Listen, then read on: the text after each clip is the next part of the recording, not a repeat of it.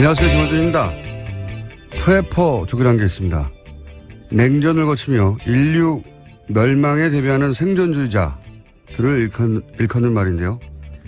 이들이 처음 등장한 미국에서는 나름의 용어와 관련 산업도 존재합니다. 이들이 쓰는 용어 중에 버그아웃백이라는 게 있습니다. 대재앙이 닥칠 경우 안전을 도모할 수 있는 장소, 주로 사람이 살지 않는 장소에 은밀히 축적해둔 비상식량과 발전기 따위가 준비된 그런 장소까지 이동하는 동안 필요한 배낭을 일컫는 말입니다. 생존 배낭이라는 말은 여기서 유래하는 겁니다. 72시간 동안 생존을 도와주는 최소한의 비상 배낭. 지난주 갑자기 이 생존 배낭 기사가 쏟아졌죠. 북핵 위기로 생존 배낭에 대한 관심이 크게 늘었다는 겁니다. 그런데 말이죠. 삼면이 바다고 북쪽은 막힌 이 좁은 땅에서 핵전쟁이 나면 그런 배낭을 메고 어디로 갑니까? 미국처럼 차를 타고 몇 날 며칠 떠날 곳이 있나요? 이 프레퍼족들도 핵전쟁은 개인 단위에서는 결코 준비할 수 없는 EOTO, TW, End of World라고 부릅니다. 우리 땅에서 핵전쟁이 나면 다 죽는 겁니다. 북핵으로 공포 마케팅을 하고 정치적 이익을 취하고자 하는 세력이 분명히 있죠. 그런데 이들은 전쟁 나면 가장 먼저 도망갈 자들입니다. 그들에게 휘둘리면 안 됩니다. 김어준 생각이었습니다.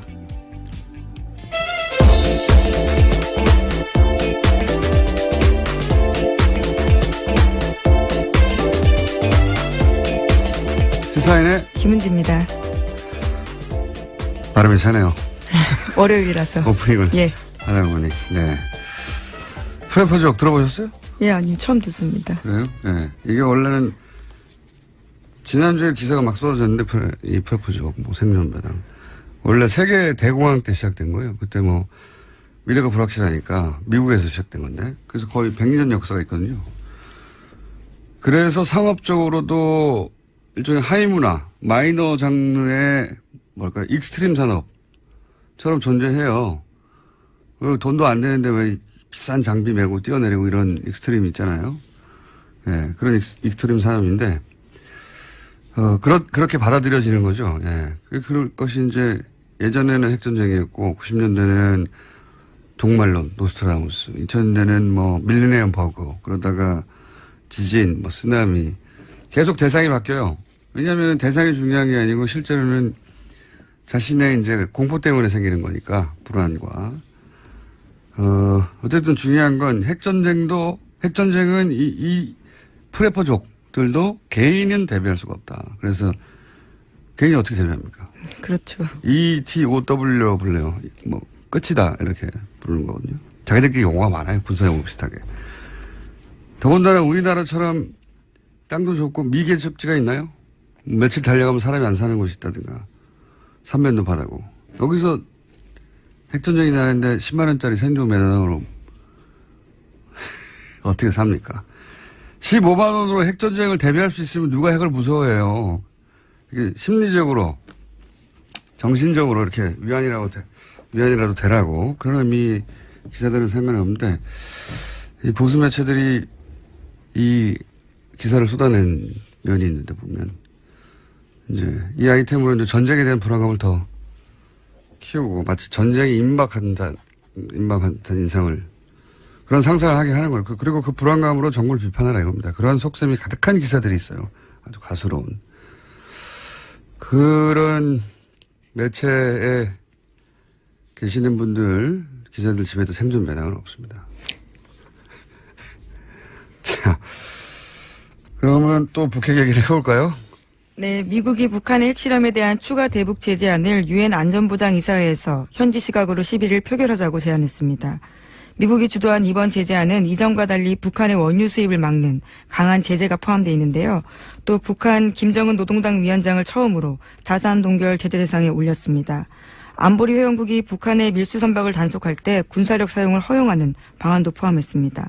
하지만 중국과 러시아가 북한 추가 제재에 반대하고 있습니다. 유엔 안보리 제재안은 미국과 중국, 러시아, 영국, 프랑스 등 5개 상임이사국의 거부권 행사 없이 9개 국가가 찬성하면 가결됩니다. 한 국가라도 거부하면 안 되는 거기 때문에, 예, 이건 안 되는 거죠. 미국도 알고 있습니다. 네.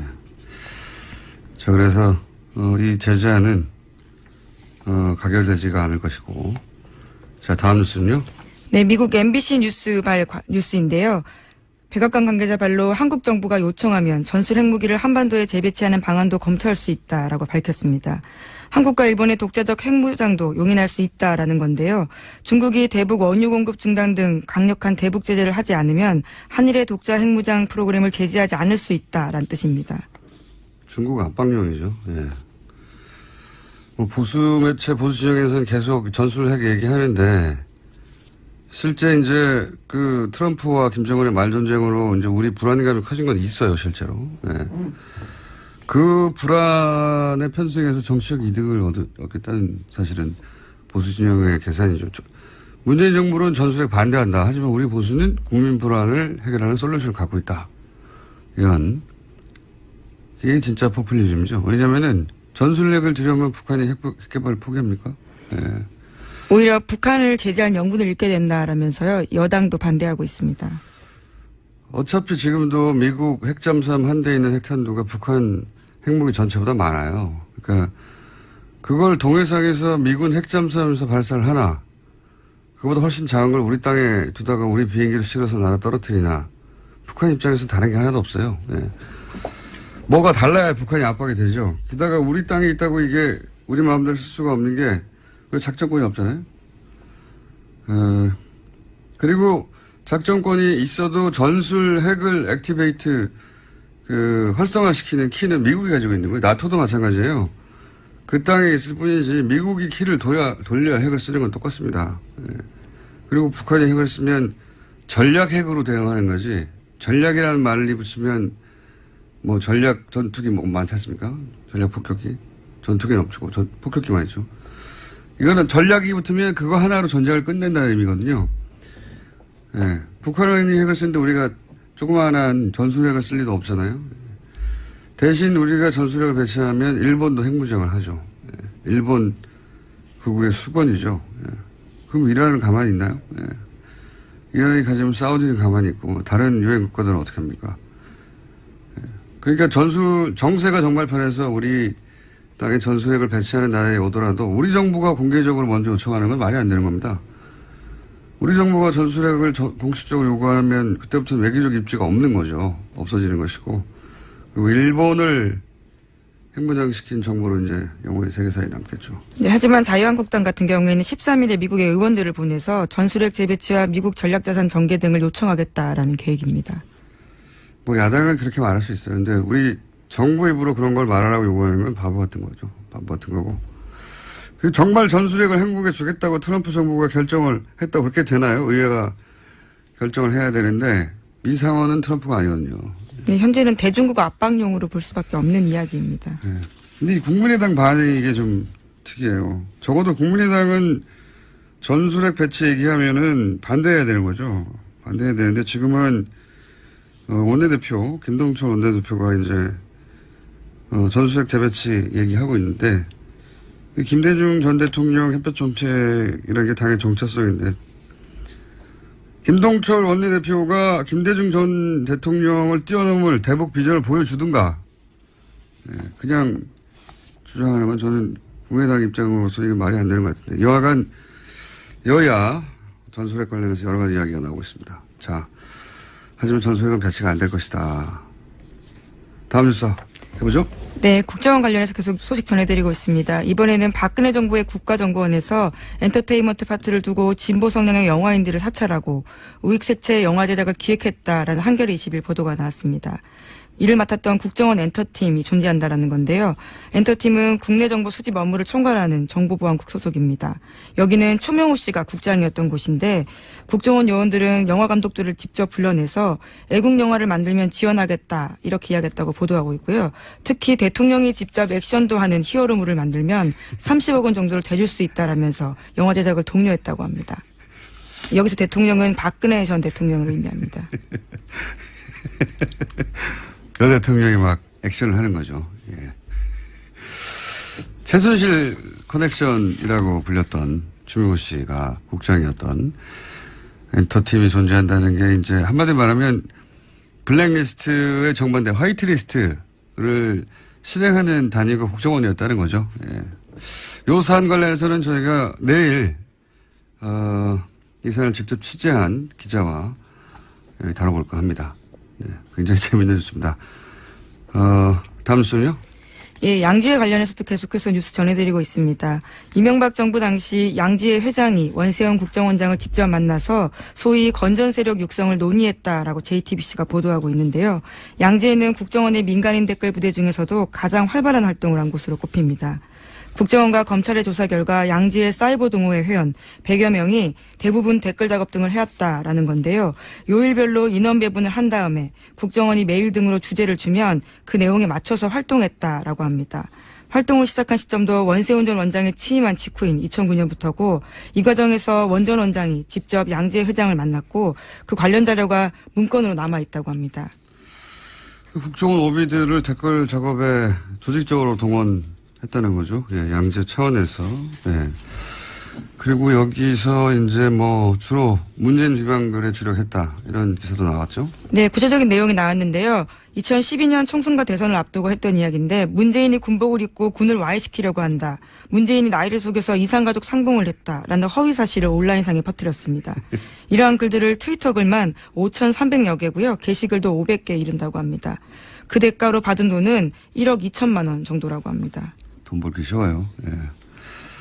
자, 어쨌든 양재가 이렇게 조직적으로 양재 차원에서 이런 댓글 알바를 했고, 그리고 국정원장을 직접 만나서 이런 독려를 했고, 뭐 이런 얘기입니다. 그리고 이런 식의 댓글 부대로 넘어간 돈이 수십억 정도 영수증이 확보됐다 이런 얘기도 나왔죠? 네. 네, 지금 현재 검찰이 국정원으로부터 내용들을 받아서 확보해서 분석하고 있는 중인데요. 영수증 내용을 보면 2009년 5월부터 2012년 12월까지 현재 모두 48개 팀이 있는데요. 그중에 30개 팀에서만 나온 영수증이 수백 장이고 수십억 원이라고 합니다. 그러니까 더 많을 것으로 보이는데 간이 영수증 형태이고 민간인 팀장들이 현금을 지급받은 액수, 날짜, 그리고 팀장 본인의 서명이 담겨 있다고 합니다. 알겠습니다. 민간인 팀, 사실 뭐, 국정을 떠났을 때 민간인을 할 수 있죠. 민간인 팀 중에 가장 규모가 크고 조직적이고 국정원장이 직접 개입했고, 그리고 내용도 나온 게 이제 양재, 관련인데, 그런데 이제, 지난주 금요일 날 양재 간부 두 사람에 대한 구속영장이 기각됐죠. 그래서 관련해서 검찰에서 입장이 나왔어요. 그죠? 네, 그렇습니다. 이례적으로 입장문까지 나왔는데요. 서울중앙지검 명의입니다. 정의와 직결되는 핵심 수사 영장들이 거의 예외 없이 기각되고 있다라고 주장하면서요. 법과 원칙 이외의 요소가 작용하는 건 아닌지 의구심도 제기되고 있다라고 밝혔습니다. 이게 이제 굉장히 이례적이죠. 예. 원래 범죄 입증 책임은 검찰에게 있는 거고 검찰은 원래 수사 편의를 위해서 영장을 원하기 마련이에요. 근데 판사는 이제 방어권이나 인권 고려해서 최소한의 영장만 발부하는 게 맞고. 불구속 수사가 원칙이라는 이야기들도 네, 있습니다. 그렇죠. 견제 균형이 그렇게 맞춰지는 게 기본인데 그런데 이번 케이스는 저는 검찰 반발하는 게 매우 개인적으로 납득이 가는 게 뭐 이런 얘기 몇 번이나 진행됐지만 양승태 대법원장의 사실상 마지막 인사가 서울중앙지검 영장판사 3분이지 않습니까? 근데 이제 보면 소위 윤석열 체제 하에서 박근혜 최순실 관련 영장, 뭐 특검에서의 우병우 관련 영장, 혹은 방산비리 관련 영장이 거의 대부분 기각됐거든요. 실제. 과거에 특검 때 보면 우병우 구속영장만 기각된 게 아니에요. 그때 통신 내역이나 통신 내역 조회 영장, 봐야 될 거 아닙니까? 어떤 연락을 했는지. 구속영장은 기각된다 쳐도 최소한 이걸 내줄 수는 있잖아요. 이것도 기각됐었어요. 예. 그리고 박영수 특검 공격했던 태극기 부대. 그때도 단독 회의인지 아닌지 알아봐야 될 거 아닙니까? 그러면 통신을 뒤져보거나 계좌를 봐야 되는데 구속영장만 기각된 게 아니에요. 그래, 이런 것도 다 기각돼 버렸고. 말 수가 없잖아요. 그럼 수사가 안 돼요. 뭘로 수사합니까? 얼굴 보고 그냥 물어보고 답하는 대로 받아들일 수밖에 없잖아요. 아니라고 그러면 아닌 줄 알고. 그게 수사가 아니잖아요. 이번에 특히 문제가 된 이제 양재 전 기획실장 노영식 씨인가요? 예. 예, 두 사람인데요. 예. 이 노영식 씨는 팀장이죠. 그래서 억대, 수억 원대 이르는 활동비를 100여 명에게 나눠준 팀장이고, 지금 얘기한 대로 핵심이었거든요. 양지혜라는 게. 예, 국정원장을 직접 만났고. 근데 생각해 보시면 선거사범은 몇십만 원 받아도 구속이 됩니다. 근데 이게 선거에 직접 개입한 거잖아요. 그 수억 원이잖아요. 그것만 봐도 구속사안인 것 같고, 제가 보기엔. 그리고 예전에 박근혜 후보 비방글 페이스북에 20번 정도 올린 개인도 구속됐었어요. 근데 이게 수억 원을 수백 명이 조직적으로 계속 퍼뜨렸는데 이미 확보된 것도 수천 건이 넘고, 예. 그리고 지난 5년간 범행을 은폐하지 않습니까? 이게 어떻게 구속이 안 되는지 저는 납득이 잘 안 되고. 두 번째는 더 이상하죠. 사무총장, 박병준 씨. 예. 박병준 씨는 혐의 자체가 증거인멸이에요. 예, 그렇죠. 예. 그 대책회의를 주도해가지고 사건을 은폐하라고 하고, 양지혜가 개입한 게 아니라고 이제 만들려고. 파일도 삭제하고. 증거인멸하다가 청구된 영장인데 증거인멸의 위험이 낮다거나, 이게 좀 납득이 안 가는 사안이에요. 그래서 저희가 사부에 오늘 한번, 지난 주말에 저희 해설 담당 판사 있지 않습니까? 예. 연락이 되지 않으셨던. 그분이 죽으셔가지고 못했던 이정민 판사님 나오실 것이고. 예, 그래도 법원 입장을 좀 전해드려야 될 것 같은데요. 검찰 입장 예. 발표 4시간 만에 서울중앙지법도 공식 입장 내놨습니다. 수사의 필요성만을 앞세워서 구속영장을 발부되어야 한다는 논리는 헌법과 형사소송법 대원칙에 어긋난다면서 검찰이 불필요하거나 도를 넘어서는 비난과 억측 섞인 입장을 공식적으로 표명하는 건 부적절하고 유감스럽다라고 밝혔습니다. 저는 평상시에는 법원의 편입니다, 거의. 그런데 이거 너무 이상해요. 예. 그래서 이제 뒤져보면 예를 들어서 양지에만 기각된 게 아니잖아요. 그날 당일날 똑같이 카이 건도 기각이 또 됐어요. 네, 채용 비리 관련되어 있는 부분입니다. 방산 비리, 오민석 판사, 권순호 판사, 예, 두 분 다 양승태 대법원장 시절에 최고 엘리트 코스죠. 법원 행정처 출신이지 않습니까? 이 두 분이. 그리고 한 분은 가족의 삼성 고위 간부라고 해가지고 또 화제가 됐었던 분인데. 여하간 실제 검찰이 왜 요 관련 사건만 다 기각시키냐고 할 만큼 그거 다 우연이라고 하기엔 너무 연속적이고 지속적이니까. 판사를 직접 지낸 분들은 어떻게 이 사안을 바라볼지 이정일 판사의 시각이 궁금하긴 한데, 그냥 일반인 눈에 보기에는, 예, 그리고 법원을 아주 많이 드나들었던 제가 보기에는 매우 이상합니다. 매우 납득하기 힘들고. 예. 자, 요 사안은 이례적으로 이렇게 법원과 검찰이 정면으로 서로 성명도 내고, 예, 성명이라보다는 예, 입장을 내고, 예. 부딪힌 사건이라 저희가 이번 주에도 조금 더 다뤄볼까 합니다. 오늘도 다뤄보겠지만. 자, 시간이 거의 다 됐네요. 제목 정도 한두 개 거론하고 끝날 것 같습니다. 네, MBC 김삼겸 사장 체포영장 발부에 반발해서 지난 2일에 장애로 자유한국당에 나섰습니다. 그런데 일주일 만인 9일에 정기국회 보이콧을 사실상 철회했습니다. 그럴 수밖에 없었겠죠. 네. 반응도 없고, 예. 내부적으로도 말들이 많고, 그리고 자유한국당의 경우에는 이렇게 시위를 하고 이런 데 익숙한 체질도 아니고, 예. 어쨌든, 환영하고요. 저희가 그래서 노래 하나를 준비했습니다. 네. 자유한국당 입장에서는 이제 떠나고 싶지 않은데, 여론이 도와주지 않아서 할 수 없이 떠날 수밖에 없는 아스팔트에게 바치는 노래입니다. 네. 그 안타까운 마음을 담아서.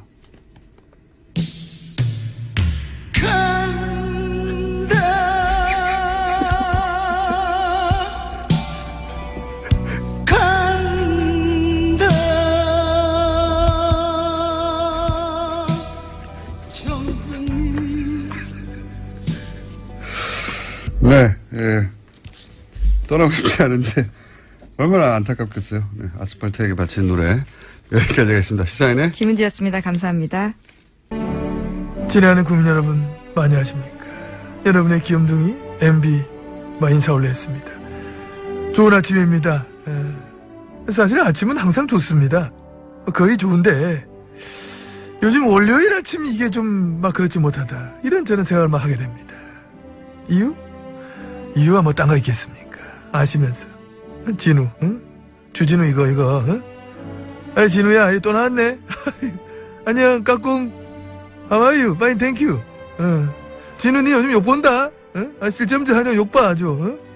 근데 진우야, 니가 말이야, 암만 용을 써도 안 되는 게, 응? 이게 너무 어려워, 이게. 응? 어려면 너무 어렵다, 이거. 응? 봐라, 다스, 그거 BBK, 응? 뭐, 옵셔널 벤처스. 내도 모르겠다, 내도 모르겠는데, 일반인들이 왜 알겠노, 응? 이거 안 된다니까? 진우야, 그게 힘 빼지 마. 딴 데 힘을 써, 딴 데 힘을 쓰려면, 응? 니 자꾸 이거 하면 저 어주의 매로 사람 이상해져. 그하고, 이거 둘이 같이 다니지 마. 니들 서로 도움 하나 안 된다, 전혀 안 된다, 니들 그 섞여가 있으면은 비주얼도 이상해. 좀 같이 있지 마. 주준희 기자의 MB 프로젝트 사탄 시사인의 주준희 기자 나오셨습니다. 안녕하십니까. 그리고 오늘은 특별 게스트로 저희가 전문가가 필요한 사안이라 오늘은 특별한데 그다지 특별하지 않은 항상 배에서 안원구 전 대구지방구세청장님 나오셨습니다. 예, 안녕하십니까. 네. 오늘은 청장님은 전문가로서 주진우 기자가 확보한 문서들의 의미를 주진우 기자로서는 다 파악하지 못하는 것들이 있어요. 네. 세금 관련이라든가 이런 거. 그 해설을 해주시기 위해서 나왔는데 방금 배칠수 씨가 얘기했듯이 어려워요, 이야기가. 그래서 앞에 항상 저희가 간단 요약을 하고 진행합니다. 3주간 이야기를 3분 이내에 제가 간단 요약하면 회사 다스가 있습니다. 이명박 전 대통령의 형, 공인이 된 처남 김대정 공동 매개로 된 회사입니다. 그런데 실소유주가 이명박 전 대통령이다 하는 논란이 오래전부터 있었던 회사고요. 두 번째, 이 다스에서 190억이 BBK로 갑니다. BBK라는 회사. 그리고 BBK는 최종적으로 옵셔널 벤처라는 회사가 됩니다. 그 대표 김경준 씨가 주가 조작하고 횡령 후에 미국으로 가죠. 이 사건을 BBK라고 합니다. 그런데 가기 전에 이명박 전 대통령과 가까운 투자자들만 돈을 다 돌려주고 어차피 횡령할 거 다 횡령하지. 그 투자자들만 돈을 돌려주고 190억을 냈던 다스에는 190억 중에 50억만 돌려주고 140억은 안 돌려주고 갑니다. 그래서 다스와 김경준 그리고 마지막 BBK의 마지막 형태는 옵셔널 투자자와 김경준 사이에 소송이 벌어지죠. 돈을 내놓으라고. 여기서 옵셔널 투자자들은 이기고 다스는 집니다. 그런데 140억은 소송에 진 다스가 가져가요. 이명박 전 대통령 재임 기간 벌어진 미스테리죠. 왜 이 돈이 글로 갔을까? 주준희 기자가 추적하다가 이유를 추정할 수 있는 문서들을 입수해서 지난 3주간 공개해 왔습니다. 예를 들면 다스 회의록. 그 돈을 돌려받기 위해서 이제 LA에 있는 찻집에서 다스의 직원, 변호사, 여기까지 정상이죠. 모여서 회의를 하는데 그 자리에 LA 총영사가 참석을 했더라. 아니, 외교관이 거기 왜 있냐? 알고 봤더니 그 외교관은 원래 BBK 변호사였던 사람이 외교관이 된 거예요. 김세수 씨라고. 그 외의 문서들도 다스가 작성을 해서 주인도 없는, 청와대에 팩스로 보낸다든가, 혹은 거꾸로 청와대 민정에서 작성을 해서 다스에 보낸다든가, 이런 내용들입니다. 그 내용들의 목적은 다 똑같아요. 140억을 받아내라. 이거예요. 그걸 위해서 노력하는 내용들인데. 그러니까 정리를 하면 이명박 전 대통령이 자기 재산 아니라고 한 다스의 돈을 받기 위해서 청와대 민정 라인과 외교부 라인이 움직였다. 이런 문서를 저희가 2주간 공개했고 지난주에는 본인 건은 아니지만 그게 이제 형과 처남의 재산이다 보니 대통령이 워낙 친인척에 대한 사랑이 깊어가지고 그럴 리가 없습니다. 깊어서 그랬던 거 아니냐. 그랬더니 이제 주진우 기자가 지난주에 새로운 문서들을 들고 왔어요. 그게 아니라는 걸 보여주는. 절대 그러실 분이 아닙니다. 자, 어떤 문서를 지난주에 공개했느냐. 예를 들어서 최대 주주는 사망한 김대정 씨예요. 그렇죠? 네. 네. 김대정 씨인데 김대정 씨가 사망하게 되면 상속세를 내야 하잖아요. 네. 그런데 그 상속세를 내는 문제를 또다시 청와대가 지시합니다. 의논하고 그리고 다스에 명령을 하고 그러니까 상속세를 낼 주체는 김재정 씨의 유가족인데 그런데 이걸 또다시 청와대에서 다수와 주고받는 문서들이 등장을 했어요. 김재정 씨 가족은 아무데도 없습니다. 그 어디에도. 김재정 씨가 사망을 하자 이명박 전 대통령 측에서 난리가 났다 이런 표현을 했잖아요. 네. 어떤 일이 있었습니까? 2010년 2월 달이었습니다. 김재정 씨가 죽자마자 김재정 씨 집안보다 다스보다 가장 크게 움직이고 가장 부산했던 데는 청와대였습니다. 그래서 청와대에서 이 상속세 세금 처리를 어떻게 할 것인지 그리고 다스 지분 문제를 어떻게 할 것인지 계속해서 회의가 열렸다고 합니다. 그리고 계속해서 다스의 지시사항이 내려왔습니다. 지시사항 때문에 다스에서는 서류를 만들고 회의를 해서 또 보고 내용을 계속 만들어서 계속 청와대에 올렸습니다. 그러면 다시 지시하고 그 왔다 갔다 했던 서류를 지난번에 저희가 공개했었죠. 그런데 이게 후속 보도가 없어요. 주주진 기자한테 와가지고 그 문서 좀 보여달라는 기사 있었습니까? 없었습니다. 그 어디에도 없었습니다. 왜? 이 대단한 지금 사건이 그렇습니다. 차근차근 밝혀지고 있는 와중인데 문서를 통해서 주장이 아니라 예. 왜 관심이 없는지 모르겠어요. 자, 제가 그 혹시 잘 못 알아들어서 그러실까봐 안홍구 청장님을 아예 모시고 문서를 오늘 해설해 드리려고 모셨습니다. 아예. 네, 후속 보도가 없다는 얘기 조금만 하면 안 될까요? 조금 더 해보세요. 네. 지난주에 제가 저수지 게임이라고 이명박 대통령의 비자금 관련된 다큐멘터리 하나 개봉했는데요. 그 어디에서도 보도하지 않습니다. 그리고 그 며칠 전에 주진우의 이명박 추격기라고 이명박 재산을 추적하는 그런 내용입니다. 베스트셀러 1위입니다. 모르셨죠? 아니, 저는 봤죠. 보셨어요? 근데 왜 사람들이 그걸 그렇게 안 보는지 모르겠어요. 그러니까요. 뉴스 공장을 사람들이 안 듣는 것도 좀 있어요, 사람들이. 무슨 소리입니까? 네. 네. 1등이라고 하지만 조금 영향력이 약하지 않나 이런 생각도 하는데 언론이 도와주지 않아서 여러분들 청취자들이 조금 퍼날라 주셨으면. 근데 그 내용을 제가 봤는데요. 상당히 그 안에 이명박 재산의 흐름을 짐작할 수 있는 내용들이 다 들어있거든요. 아, 기사거리 많죠. 예, 그렇습니다. 그 내용을 보면 뭐 이렇게 방송 듣는 것보다도 금방 이해가 될 수 있는 부분이 많은데 특별히 많은 사람이 볼 것 같은데요. 네, 제가 특별히 저수지 게임 보시면 알게 됩니다. 쉽게. 예, 저는 뭐 봤고 쉽게 이해가 됐었어요. 아, 네. 예. 감사합니다. 훌륭하십니다. 저는 할 말이 없습니다. 할 말 왜 없어? 진행자가 얘기하셔야죠. 곡권세 제작자이기 때문에 할 말이 없습니다. 네. 그래도 좀 해주세요. 자, 네. 왔다 갔다 잘 하셨고요. 자, 오늘 청장님을 모신 이유는, 지난주에 공개된 문서, 이 문서를 좀 해석해달라 해서 입수한 문서를 드렸는데 보셨습니까? 예, 어제 저녁에 제가 좀 내용을 훑어봤습니다. 네. 자, 이제 그 문서들의 내용이 의미하는 바를 국세청장 지낸 분이 지금 해석해 주시려고 하는 거예요. 네. 국세청장을 하신 분이. 사실 이 사건과 청장님은 굉장히 밀접한 관련이 있어요. 왜냐면은 도곡동 땅의 실소유주가 이명박 전 대통령이라는 전표를 직접 보신 적이 있죠. 예, 그렇습니다. 네. 그걸 직접 봐가지고 감옥 가신 거 아니에요, 나중에. 그게 본 거밖에 없는데. 그 도곡동 땅 그 전표가 다스로 이어집니다. 그렇죠. 네. 네. 그렇죠. 도곡동 땅 이야기를 하는 이유는 도곡동 땅을 팔아서 그 돈이 다스로 들어가고요. 네. 다스에서 BBK로 들어가기 때문에 도곡동 땅 주인이 BBK 주인이고 BBK 다스 주인이고 다 같은 주인이에요. 예. 이런 얘기의 출발이 도곡동 땅이거든요. 근데 그 땅의 전표를 전표 껍데기에 이명박 실소유주라고 하는 그걸 보신 바람에 지금 이렇게 좌천되어 가지고 감옥도 갔다가 결국 저희 방송까지 흘러오신 분입니다. 감옥도 1년 가셨던가요? 2년이죠. 무려 2년.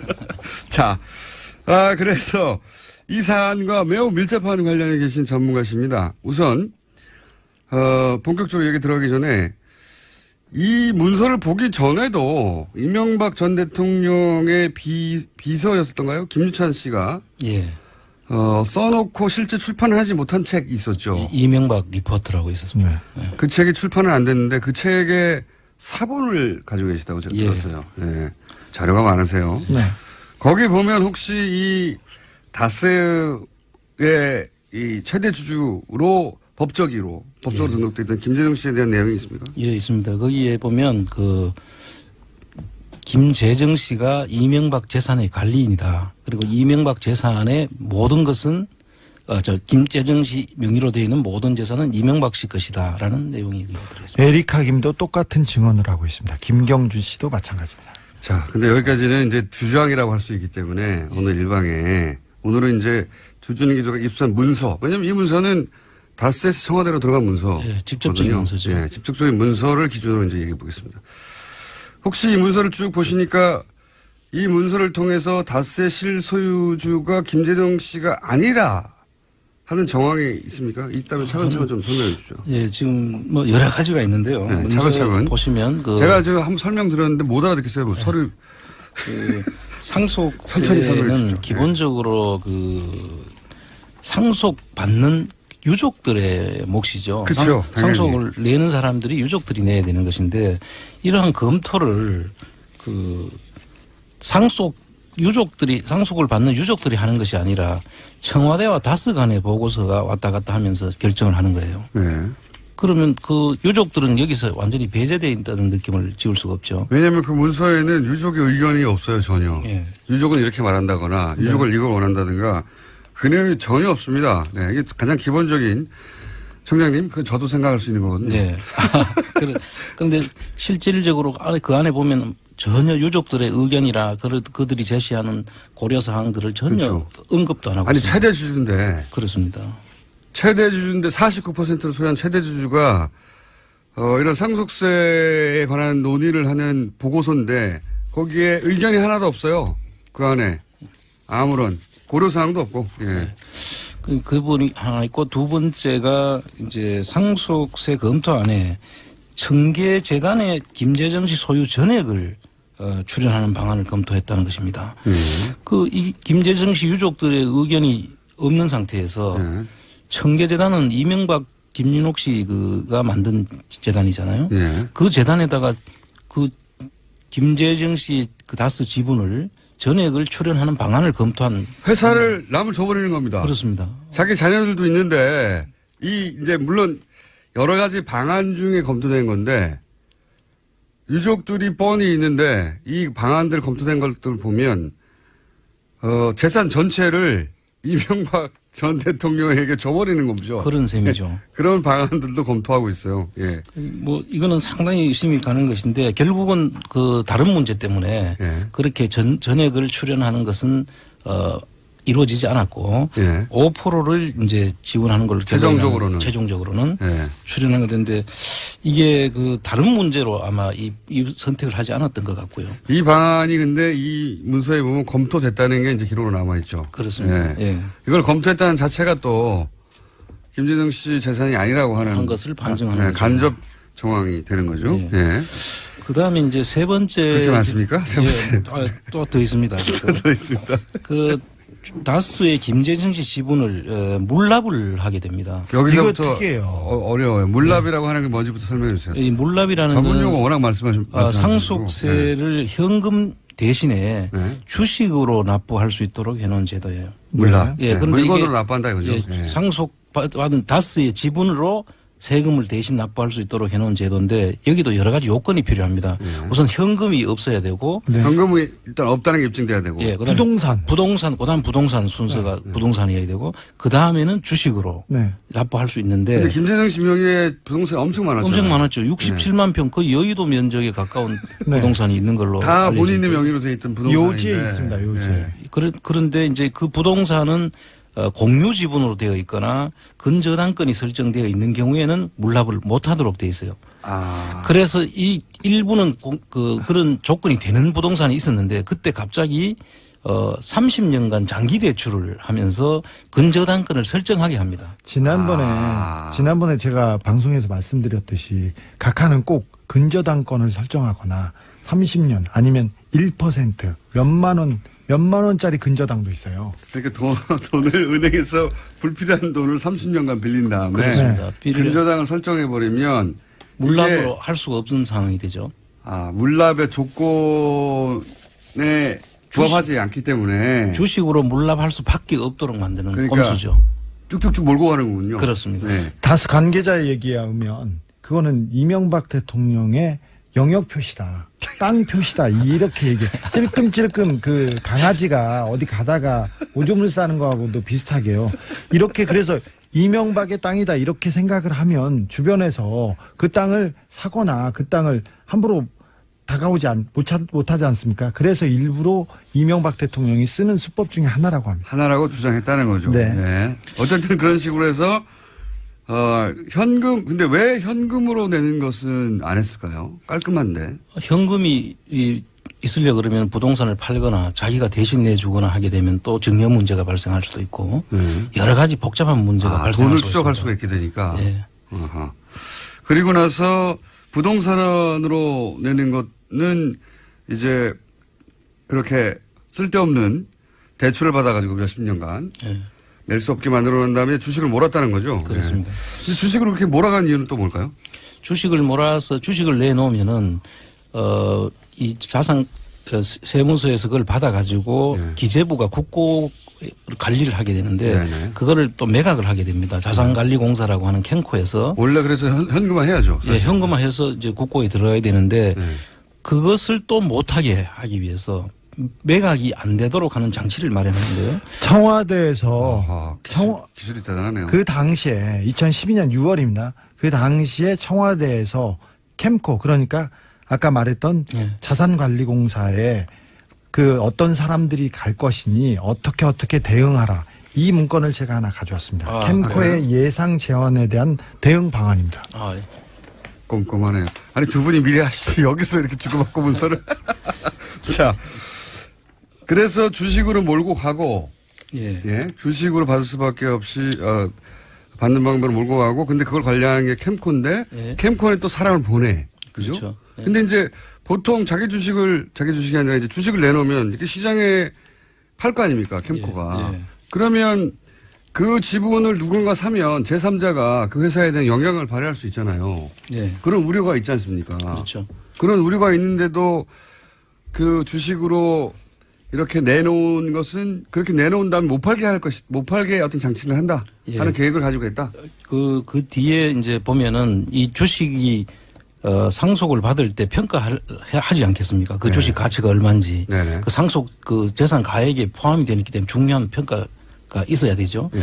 그 평가했는 거에 한 2.5배 정도에 높여가지고 캔코에서 이제 매각 예정 가액을 설정합니다. 너무 비싸게 매각해서 못 사게. 그렇죠. 그래서 이제 그 공매를 하는 과정에서 네. 한 5번 과정까지 유찰이 돼도 예. 실제 가액보다는 더 높을 정도의 그 높은 가격이 설정됩니다. 그래서 그 주식을 안 사는 거군요. 그래서 지금까지 그대로 가지고 있죠. 다스가 굉장히 좋은 회사예요. 예. 빚도 거의 없고 그리고 현대차에 거의 전액을 납품하기 때문에 그리고 마진율도 다른 회사에 비해 높아요. 그래서 높죠. 1년에 몇십 %씩 성장하고 있는데 그 주식을 사가지고 배당을 받으면 굉장히 큰 이익이 될 텐데 그렇습니다. 아무도 사지 못하고 있습니다. 그건 너무 높여놨기 때문에 사지를 못하고 있고요. 그래서 지금 그런 아직까지도 꼼수가 있구나. 국고에 지금 그대로 있는 상태가 되고요. 실제 팔릴 만한 가격보다 훨씬 높여놔가지고 유찰이 돼도 여전히 높게 만들어버리는 바람에 그 주식이 시장에 안 나오고 그렇습니다. 시장에 안 나오니까 제3자가 살 수도 없고 그 이제 수의 예약으로 사야 되는데 금액 자체도 그렇게 떨어져도 그 금액 자체는 실제보다도 높죠. 네. 그러니까 살 사람이 없죠. 그런 방법으로 예. 실제로는 거기다가 쟁여놓는 거하고 마찬가지 효과를 내는 그렇습니다. 거네요. 지금 그냥 쟁여놓고 아무도 제3자가 살 가져갈 수 수 없게. 없게. 네. 그러니까 자기 고도의 기법이다. 그렇죠. 자기 지분들은 그 지분으로 계속해서 경영권을 유지하고 다른 이사를 받지 않고 지금 방금 주신 그 서류에 보면 자사주 매입이라고 해서 그 주식을 자기들이 사서 그러니까 이제 그 일부는 주식 그 상속으로 건영미 씨한테 그 자제분들한테로 넘어가게 되고 그 다음에 또 일부는 그 국고에 들어가 있지 네, 않습니까? 기획재정부에서 지금 19.91% 가지고 그런데 있습니다. 자사주를 매입하게 되면 예. 이것도 검토를 했는 모양인데요. 자사주를 검토하게 되면은 이상은 씨 지분이 그래서 형. 76% 36%가 됩니다. 그러니까 그렇죠. 그러면 그러면 지분이 확 올라가죠. 그 이 균형을 잡을 수가 없죠. 형이 모든 최대 주주면서 76%를 점유하게 되기 때문에 형 회사가 되는 것이죠. 그렇죠. 그걸 막기 위한 장치가 아닌가 그렇게 지금 보고 있습니다. 아하. 이해 가시는지 모르겠는데 주식으로 냈어요. 다른 건 너무 손실도 크고 그리고 현금으로 내면 추적이 되니까 주식으로 했는데 네. 근데 그 여기서 문제는 주식을 다른 사람이 사가버리면 다른 사람이 사간 만큼 남의 회사가 되는 거고요. 예. 그 지배력이 생기는 거고 자기 마음대로 못하게 되는 거죠. 그렇다고 그 다스에서 도로 사가게 되면 지금 두 번째 주주가 형이거든요. 이상은 씨가 지금 47.26% 그걸 사버리면 70% 이상이 넘어가 버리는 거죠. 그렇습니다. 그러면서 법적으로 사실상 회사를 지배하게 되고 근데 그것도 원하지 않고 그것도 원하지 않죠. 그래서 굉장히 비싸게 그 가격을 매기도록 설정을 해놨다. 이거 아닙니까? 그렇습니다. 아무도 못 사가게. 그리고 이 캔코 예상 제한에 대한 대응 방안이라는 지금 문건을 주 기자가 주신 건데 이 내용에 보면 또 이 사모펀드에 매각하는 그러니까 자기들이 아마 이게 우호 지분을 만들기 위한 그 검토도 했는 것 같아요. 네. 사모펀드. 사모펀드라는 그 AEP라는 사모펀드의 물납 주식을 매각하는 방안도 네. 여기에 검토된 것으로 나오는데 아마 다양한 방법을 그때 난리가 났었던 것 같네요. 네. 저 문건은 잠깐만 시간이 벌써 다 돼가는 3분밖에 안 남았는데. 다스에서 만들었을 리가 없어요. 자. 너무 전문적이라는 거죠. 보시니까 누가 만든 것 같습니다. 이 내용은 캔코한테 미리 임무를 줬고 네. 캔코가 제안할 내용을 가지고 검토하는 그런 문건으로 무슨 어떻게 진행될지를 다 얘기된 상태에서. 예견된 상태에서 거기에 대한 대응 방안을 검토한 것으로 봐야집니다. 자, 또 있습니까? 저 짧게 압축해서 알려주십시오. 지금 또 한 가지 그 말씀드리면은 이 김재정 씨 지분, 다스의 김재정 씨 지분을 아예 제외하고 상속세가 얼마나 나오는지를 또 검토한 그런 흔적이 네. 있습니다. 나머지도 그렇죠. 김재정 씨 재산인데 김재정 씨를 빼고. 예. 김재정 씨의 다른 재산은 놔두고 다스의 지분만 빼고 검토한 내용이 나옵니다. 네. 그 의미는 김재정 씨 재산인데 김재정 씨하고 전혀 상관없이 계산했다는 거 아닙니까? 그렇습니다. 예. 훌륭하네요.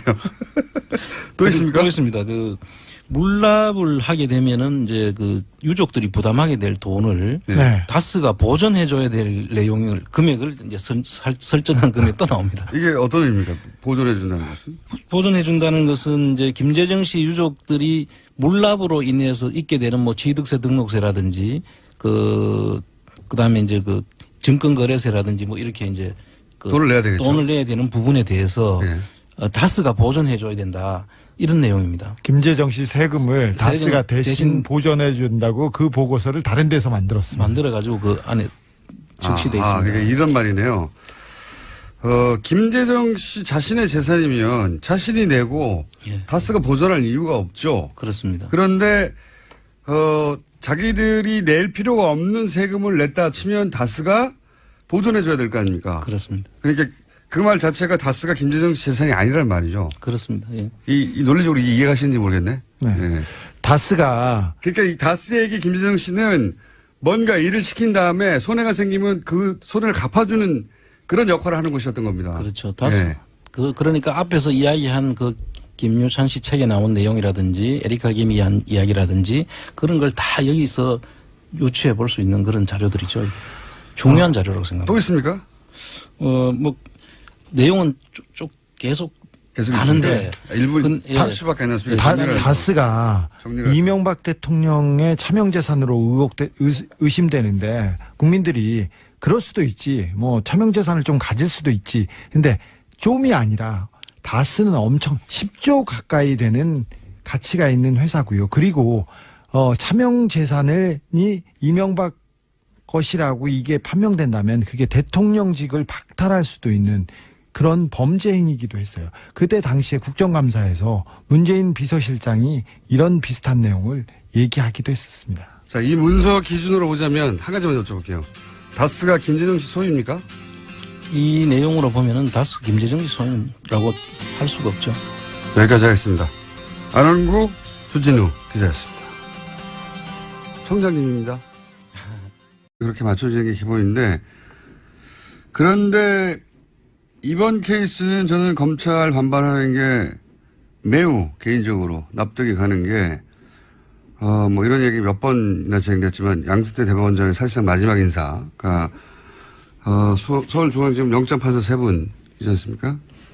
근데 이제 보면 소위 윤석열 체제 하에서 박근혜 최순실 관련 영장, 뭐 특검에서의 우병우 관련 영장, 혹은 방산비리 관련 영장이 거의 대부분 기각됐거든요. 실제. 과거에 특검 때 보면 우병우 구속영장만 기각된 게 아니에요. 그때 통신 내역이나 뭐, 통신 내역 조회 영장, 뭐 봐야 될 거 아닙니까? 어떤 연락을 했는지. 구속영장은 기각된다 쳐도 최소한 이걸 내줄 수는 있잖아요. 이것도 기각됐었어요. 예. 그리고 박영수 특검 공격했던 태극기 부대. 그때도 단독 행위인지 아닌지 알아봐야 될 거 아닙니까? 그러면 통신을 뒤져보거나 계좌를 봐야 되는데 구속영장만 기각된 게 아니에요. 그래, 이런 것도 다 기각돼 버렸고. 말 수가 없잖아요. 그럼 수사가 안 돼요. 뭘로 수사합니까? 얼굴 보고 그냥 물어보고 답하는 대로 받아들일 수밖에 없잖아요. 아니라고 그러면 아닌 줄 알고. 수사가 아니잖아요. 이번에 특히 문제가 된 이제 양재 전 기획실장 노영식 씨인가요? 예. 예, 두 사람인데요. 예. 이 노영식 씨는 팀장이죠. 그래서 억대, 수억 원대 이러는 활동비를 100여 명에게 나눠준 팀장이고, 지금 얘기한 대로 핵심이었거든요. 양재라는 게. 예, 국정원장을 직접 만났고. 근데 생각해 보시면 선거사범은 몇십만 원 받아도 구속이 됩니다. 근데 이게 선거에 직접 개입한 거잖아요. 그리고 수억 원이잖아요. 그것만 봐도 구속사안인 것 같고, 제가 보기엔. 그리고 예전에 박근혜 후보 비방글 페이스북에 20번 정도 올린 개인도 구속됐었어요. 근데 이게 수억 원을 수백 명이 조직적으로 계속 퍼뜨렸는데 이미 확보된 것도 수천 건이 넘고, 예. 그리고 지난 5년간 범행을 은폐하지 않습니까? 이게 어떻게 구속이 안 되는지 저는 납득이 잘 안 되고. 두 번째는 더 이상하죠. 사무총장, 박병준 씨. 예. 박병준 씨는 혐의 자체가 증거인멸이에요. 예, 그렇죠. 예. 그 대책회의를 주도해가지고 사건을 은폐하라고 하고, 양지혜가 개입한 게 아니라고 이제 만들려고. 파일도 삭제하고. 증거인멸하다가 청구된 영장인데 증거인멸의 위험이 낮다거나, 이게 좀 납득이 안 가는 사안이에요. 그래서 저희가 4부에 오늘 한번, 지난 주말에 저희 해설 담당 판사 있지 않습니까? 예. 연락이 되지 않으셨던. 그분이 죽으셔가지고 못했던 이정희 판사님 나오실 것이고. 예, 그래도 법원 입장을 좀 전해드려야 될 것 같은데요. 검찰 입장 예. 발표 4시간 만에 서울중앙지법도 공식 입장 내놨습니다. 수사의 필요성만을 앞세워서 구속영장을 발부되어야 한다는 논리는 헌법과 형사소송법 대원칙에 어긋난다면서 검찰이 불필요하거나 도를 넘어서는 비난과 억측 섞인 입장을 공식적으로 표명하는 건 부적절하고 유감스럽다라고 밝혔습니다. 저는 평상시에는 법원의 편입니다, 거의. 그런데 이거 너무 이상해요. 예. 있어도 전술 핵을 액티베이트 활성화시키는 키는 미국이 가지고 있는 거예요. 나토도 마찬가지예요. 그 땅에 있을 뿐이지 미국이 키를 돌려야 핵을 쓰는 건 똑같습니다. 예. 그리고 북한이 핵을 쓰면 전략 핵으로 대응하는 거지. 전략이라는 말을 입으시면 뭐 전략 전투기 뭐 많지 않습니까? 전략 폭격기. 전투기는 없고 폭격기만 있죠. 이거는 전략이 붙으면 그거 하나로 전쟁을 끝낸다는 의미거든요. 예. 북한이 핵을 쓰는데 우리가 조그마한 전술핵을 쓸 리도 없잖아요. 대신 우리가 전술핵을 배치하면 일본도 핵무장을 하죠. 예. 일본 극우의 수건이죠. 예. 그럼 이란은 가만히 있나요? 예. 이란이 가지면 사우디는 가만히 있고 다른 유엔 국가들은 어떻게 합니까? 예. 그러니까 정세가 정말 편해서 우리 땅에 전술핵을 배치하는 나라에 오더라도 우리 정부가 공개적으로 먼저 요청하는 건 말이 안 되는 겁니다. 우리 정부가 전술핵을 공식적으로 요구하면 그때부터는 외교적 입지가 없는 거죠. 없어지는 것이고. 그리고 일본을 핵무장시킨 정부로 이제 영원히 세계사에 남겠죠. 네, 하지만 자유한국당 같은 경우에는 13일에 미국의 의원들을 보내서 전술핵 재배치와 미국 전략자산 전개 등을 요청하겠다라는 계획입니다. 뭐 야당은 그렇게 말할 수 있어요. 근데 우리 정부 입으로 그런 걸 말하라고 요구하는 건 바보 같은 거죠. 바보 같은 거고.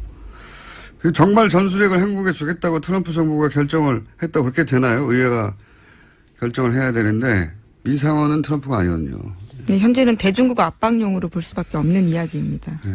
근데 이 국민의당 반응이 이게 좀 특이해요. 적어도 국민의당은 전술핵 배치 얘기하면은 반대해야 되는 거죠. 반대해야 되는데 지금은 원내대표, 김동철 원내대표가 이제 전술핵 재배치 얘기하고 있는데 김대중 전 대통령 햇볕 정책이라는 게 당의 정체성인데 김동철 원내대표가 김대중 전 대통령을 뛰어넘을 대북 비전을 보여주든가 그냥 주장하는 건 저는 국민의당 입장으로서 이게 말이 안 되는 것 같은데 여하간 여야 전술핵 관련해서 여러 가지 이야기가 나오고 있습니다. 자, 하지만 전술핵은 배치가 안 될 것이다. 다음 뉴스 해보죠. 네, 국정원 관련해서 계속 소식 전해드리고 있습니다. 이번에는 박근혜 정부의 국가정보원에서 엔터테인먼트 파트를 두고 진보 성향의 영화인들을 사찰하고 우익색채 영화 제작을 기획했다라는 한겨레 20일 보도가 나왔습니다. 이를 맡았던 국정원 엔터팀이 존재한다라는 건데요. 엔터팀은 국내 정보 수집 업무를 총괄하는 정보보안국 소속입니다. 여기는 초명호 씨가 국장이었던 곳인데 국정원 요원들은 영화 감독들을 직접 불러내서 애국 영화를 만들면 지원하겠다 이렇게 이야기했다고 보도하고 있고요. 특히 대통령이 직접 액션도 하는 히어로물을 만들면 30억 원 정도를 대줄 수 있다라면서 영화 제작을 독려했다고 합니다. 여기서 대통령은 박근혜 전 대통령을 의미합니다. 여 대통령이 막 액션을 하는 거죠. 예. 최순실 커넥션이라고 불렸던 추명호 씨가 국장이었던 엔터팀이 존재한다는 게 이제 한마디로 말하면 블랙리스트에 정반대 화이트리스트를 실행하는 단위가 국정원이었다는 거죠. 예. 요 사안 관련해서는 저희가 내일 이 사안을 직접 취재한 기자와 다뤄볼까 합니다. 네, 굉장히 재밌는 뉴스입니다. 다음 뉴스는요? 예, 양지회 관련해서도 계속해서 뉴스 전해드리고 있습니다. 이명박 정부 당시 양지회 회장이 원세훈 국정원장을 직접 만나서 소위 건전 세력 육성을 논의했다라고 JTBC가 보도하고 있는데요. 양지회는 국정원의 민간인 댓글 부대 중에서도 가장 활발한 활동을 한 곳으로 꼽힙니다. 국정원과 검찰의 조사 결과 양지의 사이버 동호회 회원 100여 명이 대부분 댓글 작업 등을 해왔다라는 건데요. 요일별로 인원 배분을 한 다음에 국정원이 메일 등으로 주제를 주면 그 내용에 맞춰서 활동했다라고 합니다. 활동을 시작한 시점도 원세훈 전 원장이 취임한 직후인 2009년부터고 이 과정에서 원 전 원장이 직접 양지의 회장을 만났고 그 관련 자료가 문건으로 남아있다고 합니다. 국정원 오비들을 댓글 작업에 조직적으로 동원했다는 거죠. 예, 양재 차원에서. 예. 그리고 여기서 이제 뭐 주로 문재인 비방글에 주력했다 이런 기사도 나왔죠. 네, 구체적인 내용이 나왔는데요. 2012년 총선과 대선을 앞두고 했던 이야기인데 문재인이 군복을 입고 군을 와해시키려고 한다. 문재인이 나이를 속여서 이산가족 상봉을 했다라는 허위 사실을 온라인상에 퍼뜨렸습니다. 이러한 글들을 트위터 글만 5,300여 개고요. 게시글도 500개 이른다고 합니다. 그 대가로 받은 돈은 1억 2천만 원 정도라고 합니다. 돈 벌기 쉬워요. 예. 자, 어쨌든 양재가 이렇게 조직적으로 양재 차원에서 이런 댓글 알바를 했고 그리고 국정원장을 직접 만나서 이런 독려를 했고 뭐 이런 얘기입니다. 그리고 이런 식의 댓글 부대로 넘어간 돈이 수십억 정도 영수증이 확보됐다 이런 얘기도 나왔죠? 네. 네, 지금 현재 검찰이 국정원으로부터 내용들을 받아서 확보해서 분석하고 있는 중인데요. 영수증 내용을 보면 2009년 5월부터 2012년 12월까지 현재 모두 48개 팀이 있는데요. 그중에 30개 팀에서만 나온 영수증이 수백 장이고 수십억 원이라고 합니다. 그러니까 더 많을 것으로 보이는데 간이 영수증 형태이고 민간인 팀장들이 현금을 지급받은 액수, 날짜 그리고 팀장 본인의 서명이 담겨 있다고 합니다. 알겠습니다. 민간인 팀, 사실 뭐, 국정을 떠나서 민간인을 할 수 있죠. 민간인 팀 중에 가장 규모가 크고 조직적이고 국정원장이 직접 개입했고, 그리고 내용도 나온 게 이제 양지의, 관련인데, 그런데 이제, 지난주 금요일 날 양지의 간부 두 사람에 대한 구속영장이 기각됐죠. 그래서 관련해서 검찰에서 입장이 나왔어요. 그죠? 네, 그렇습니다. 이례적으로 입장문까지 나왔는데요. 서울중앙지검 명의입니다. 정의와 직결되는 핵심 수사 영장들이 거의 예외 없이 기각되고 있다라고 주장하면서요. 법과 원칙 이외의 요소가 작용하는 건 아닌지 의구심도 제기되고 있다라고 밝혔습니다. 이게 이제 굉장히 이례적이죠. 예. 원래 범죄 입증 책임은 검찰에게 있는 거고 검찰은 원래 수사 편의를 위해서 영장을 원하기 마련이에요. 근데 판사는 이제 방어권이나 인권 고려해서 최소한의 영장만 발부하는 게 맞고. 불구속 수사가 원칙이라는 이야기들도 예, 있습니다. 그렇죠. 그 견제 균형이. 안녕하세요, 김호준입니다. 프레퍼족이라는 게 있습니다. 냉전을 거치며 인류 멸망에 대비하는 생존주의자들을 일컫는 말인데요. 이들이 처음 등장한 미국에서는 나름의 용어와 관련 산업도 존재합니다. 이들이 쓰는 용어 중에 버그아웃백이라는 게 있습니다. 대재앙이 닥칠 경우 안전을 도모할 수 있는 장소, 주로 사람이 살지 않는 장소에 은밀히 축적해둔 비상식량과 발전기 따위가 준비된 그런 장소까지 이동하는 동안 필요한 배낭을 일컫는 말입니다. 생존 배낭이라는 말은 여기서 유래하는 겁니다. 72시간 동안 생존을 도와주는 최소한의 비상 배낭. 지난주 갑자기 이 생존 배낭 기사가 쏟아졌죠. 북핵 위기로 생존 배낭에 대한 관심이 크게 늘었다는 겁니다. 그런데 말이죠. 삼면이 바다고 북쪽은 막힌 이 좁은 땅에서 핵전쟁이 나면 그런 배낭을 메고 어디로 갑니까? 미국처럼 차를 타고 몇 날 며칠 떠날 곳이 있나요? 이 프레퍼족들도 핵전쟁은 개인 단위에서는 결코 준비할 수 없는 EOTO, TW, End of World라고 부릅니다. 우리 땅에서 핵전쟁이 나면 다 죽는 겁니다. 북핵으로 공포 마케팅을 하고 정치적 이익을 취하고자 하는 세력이 분명히 있죠. 그런데 이들은 전쟁 나면 가장 먼저 도망갈 자들입니다. 그들에게 휘둘리면 안 됩니다. 김어준 생각이었습니다.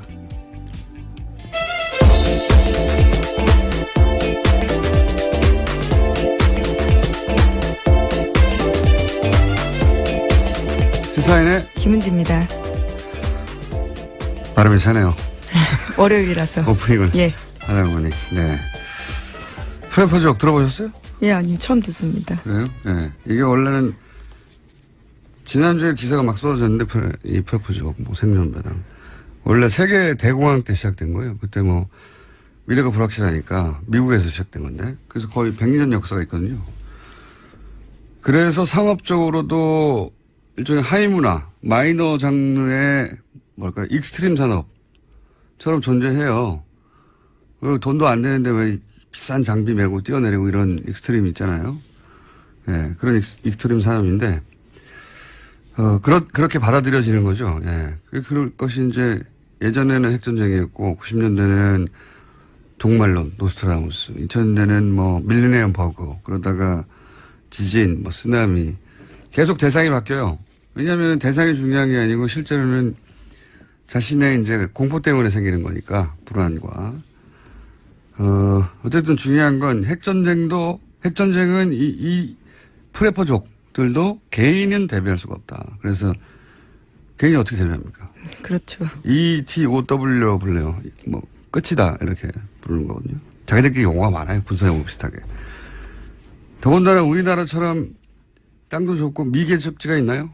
며칠 달려가면 사람이 안 사는 곳이 있다든가 삼면도 바다고 여기서 핵전쟁이 나는데 10만 원짜리 생존 배낭으로 어떻게 삽니까? 15만 원으로 핵전쟁을 대비할 수 있으면 누가 핵을 무서워해요. 이게 심리적으로 정신적으로 이렇게 위안이라도 되라고 그런 의미 기사들은 상관이 없는데 이 보수 매체들이 이 기사를 쏟아낸 면이 있는데 보면 이제 이 아이템으로 이제 전쟁에 대한 불안감을 더 키우고 마치 전쟁이 임박한 인상을 그런 상상을 하게 하는 거예요. 그리고 그 불안감으로 정부를 비판하라 이겁니다. 그런 속셈이 가득한 기사들이 있어요. 아주 가수로운. 그런 매체에 계시는 분들, 기자들 집에도 생존 배낭은 없습니다.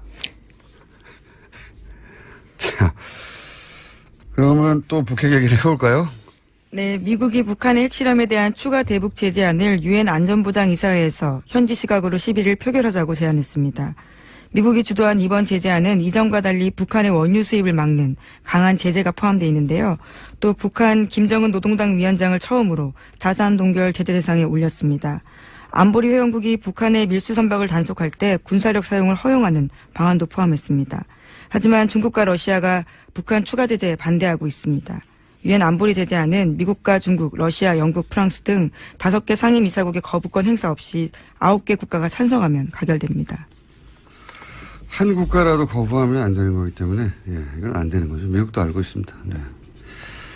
자, 그래서 이 제재안은 가결되지가 않을 것이고. 자, 다음 뉴스는요. 네, 미국 MBC 뉴스인데요. 백악관 관계자 발로 한국 정부가 요청하면 전술 핵무기를 한반도에 재배치하는 방안도 검토할 수 있다라고 밝혔습니다. 한국과 일본의 독자적 핵무장도 용인할 수 있다라는 건데요. 중국이 대북 원유 공급 중단 등 강력한 대북 제재를 하지 않으면 한일의 독자 핵무장 프로그램을 제지하지 않을 수 있다라는 뜻입니다. 중국 압박용이죠. 예. 보수 매체, 보수 진영에서는 계속 전술 핵 얘기하는데 실제 이제 그 트럼프와 김정은의 말전쟁으로 이제 우리 불안감이 커진 건 있어요, 실제로. 예.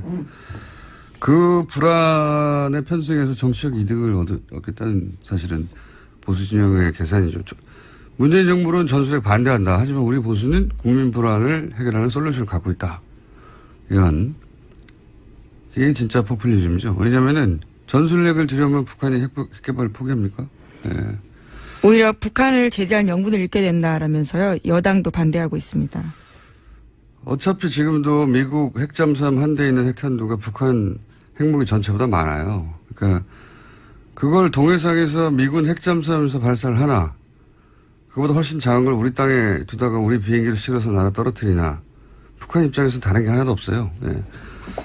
뭐가 달라야 북한이 압박이 되죠. 게다가 우리 땅에 있다고 이게 우리 마음대로 쓸 수가 없는 게 작전권이 없잖아요.